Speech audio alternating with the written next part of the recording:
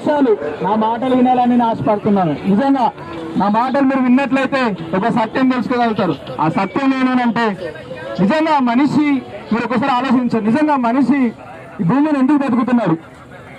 చనిపోయిన తర్వాత ఎక్కడికి వెళ్తాడు? మీరు ఎప్పుడైనా అనుకున్నారా?